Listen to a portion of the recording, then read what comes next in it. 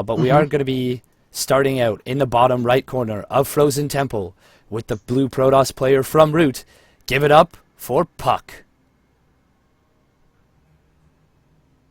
And his opponent in the top left corner, also from Root, it is the green Zerg player, PandaBearMe.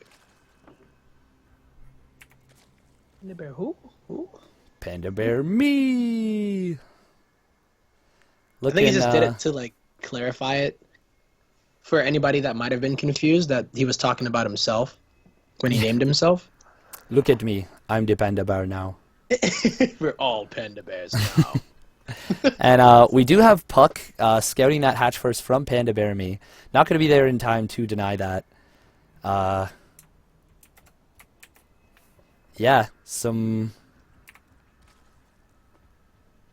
It's down to the wire here, you know. It is elimination match. Whoever loses this next game is going to be going home. They will not be going to Kings of the North.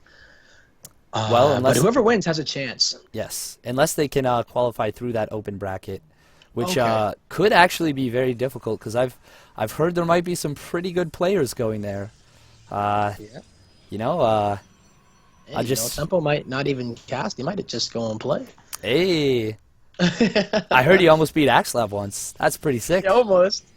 I thought I had it. You know, never let it get to you. It's never over until it's over.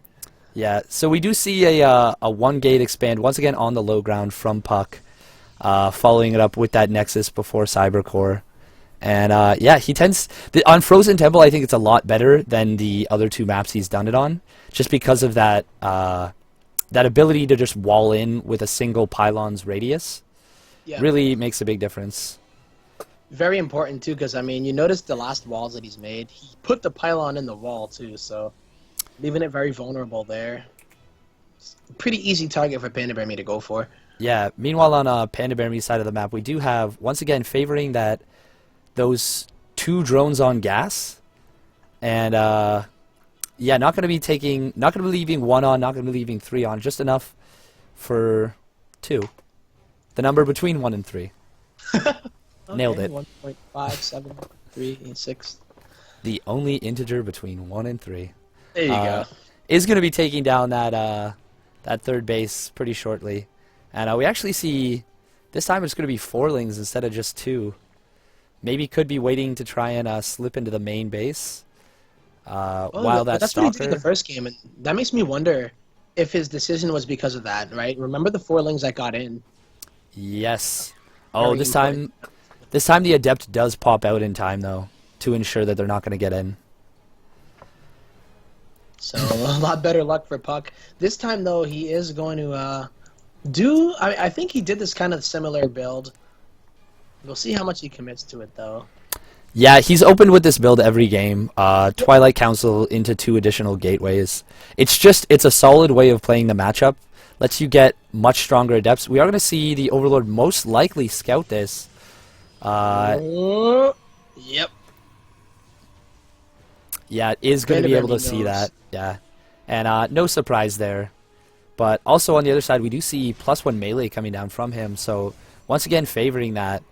Maybe...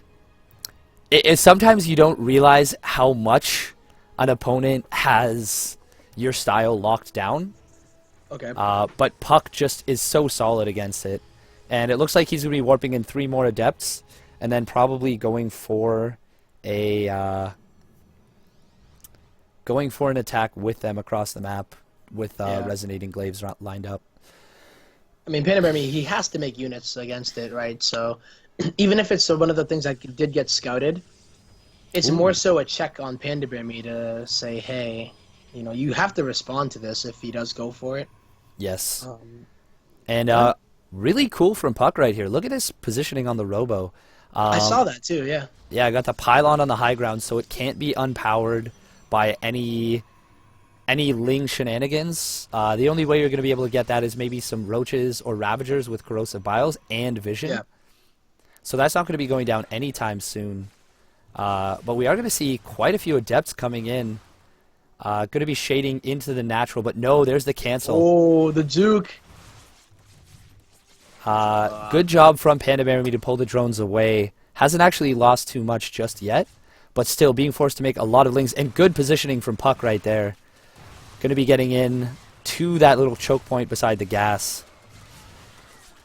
This is where the targeting of the drones happens, but a really good surround right before +1 did finish. If only the lings had +1, I think those would have gone down. But now it is done, but a lot of the lings did get taken out.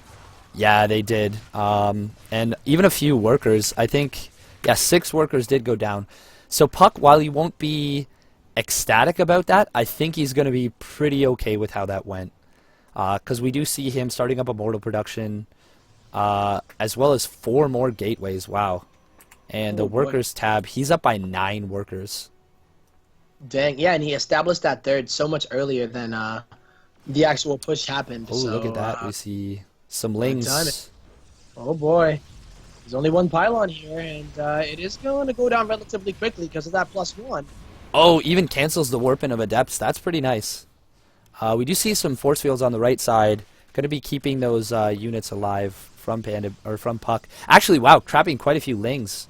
Yeah, I was wondering if he noticed that, but he did. Meanwhile, we have Hydra Den.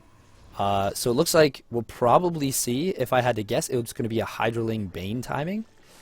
We don't have the Baneling. Oh no! Look at that Spire. Oh, okay. No, I'm wondering what this plan is here. You know, because like you were saying, I would have expected the Hydra Bane timing too. Excuse me. Or like maybe Hydraling defenses into like relatively quick lurkers. Yes. But he's going into Spire after that. Yeah. Yeah. What does it warrant? You know, like to the Protoss player to respond with when you see Hydraling Bane. Yeah. Usually the Protoss player wants to go for either storms or potentially just double robo, maybe charge, but definitely not like Archons or anything that's going to be really good against meters. You don't necessarily want Stalkers. Yeah, exactly. So, this could actually work out pretty well. You know, I'm thinking about it right now. If puCK sees these Hydralisks, he might even drop down the Robo Bay. I know that he's pretty damn good with Disruptors anyway, so this could be PandaBearMe playing into puCK's like hand, quote unquote, but then blindsiding him. But puCK decides to maybe just attack. Yeah, we did see the 4th base get canceled there from puCK. puCK forcing the cancel, I should say. Nice force fields, kind of zoning these Hydras. Wow, and just a GG from PandaBearMe.